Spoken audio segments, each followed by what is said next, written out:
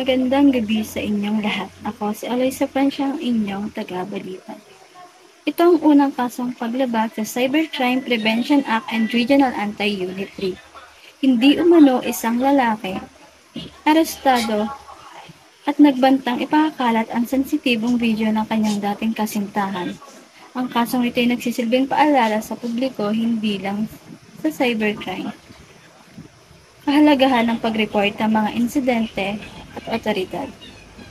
Base sa salaysay ng biktima, nagsimulang magbanta ang kanyang dating kasintahan nang siya'y makipaghiwalay rito.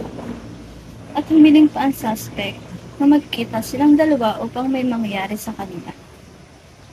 Kapalit ng sensitibong video para burahin ito.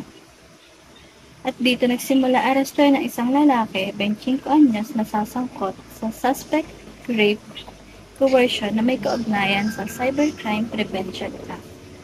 So nagmula ito sa sumbong ng ating biktima na ginagawang pananakot ng dating kanyang kasintahan.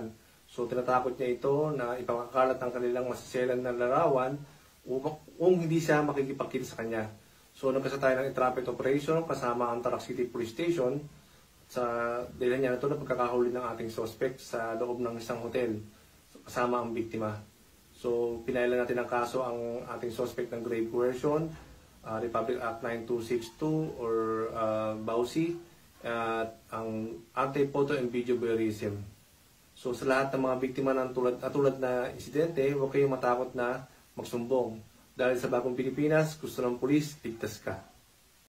Maraming tinatawag na cybercrime at ito ay isang illegal at krimen. Hindi lang sa rape coercion, meron din tayong scammer at pang-aabuso sa mga tao.